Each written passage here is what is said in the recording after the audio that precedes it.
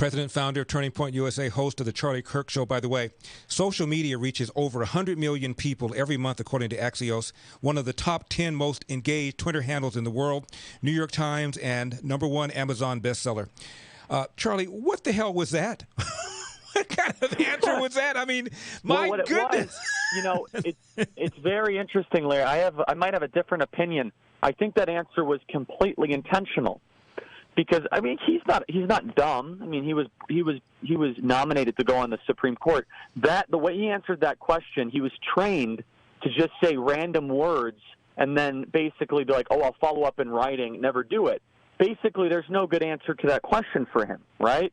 Because the answer is so obviously, of course he's not going to criminalize border crossings. And so Merrick Garland is trained by some $2,000 an hour law firm that he one day probably wants to help run to make a couple $1 million a year once he's done being Attorney General. They train him in these briefing sessions beforehand when he goes to get questions from senators. Now, if you get a question that you know there's not a good answer, just say you haven't thought about it, or I'll have to circle back. Where did that come from? Where do I? And so my opinion is that he wasn't caught off guard.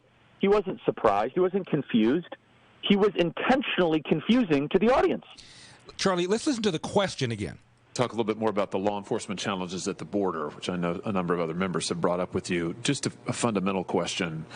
Do you believe that illegal entry at America's border should remain a crime? Okay. Do you believe illegal entry, as opposed to unauthorized entry, illegal entry should remain a crime? By definition, an illegal entry is a crime. You just said it was illegal. That's a perfect point, Larry. It really is. And so the fact he's not even able to answer that question directly goes to show who he's really afraid of and what his true agenda is. And so Merrick Garland has successfully worn the moderate camouflage in D.C. the last couple decades. And my goodness, did we dodge a bullet. And thank you, Chuck Grassley. And yes, thank you, Mitch McConnell, for not confirming Merrick Garland when that seat came open. They deserve thanks, because we would have a completely different composition on the U.S. Supreme Court. I know a lot of people have their frustrations with the Supreme Court recently. I share those frustrations, but it would be so different and bad for the country, because Merrick Garland plays like he's a radical, moderate, but he's actually in reality a radical. Mm-hmm. Charlie, do you think President Biden finishes 4 years? Hard to say. I think that if I was trying to write the strategic playbook for them, I would try to have him at least hit the 50% mark, so then the vice president, Kamala Harris, could then run for another 2 full terms. Mm-hmm. That would be the strategic decision.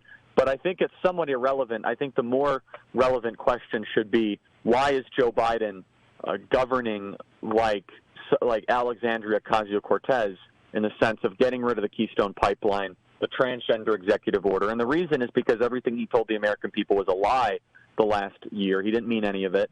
And he's actually trying to do things Obama wouldn't or couldn't do. And in a lot of ways, I believe, is on pace to be one of the most, if not the most liberal presidents in American history. We're going to leave it there. Charlie Kirk, president, founder of Turning Point USA, host, of course, of the Charlie Kirk Show right here on Salem. Charlie, as always, thank you very much for taking the time. Thanks, Larry. Talk to you soon. Got it.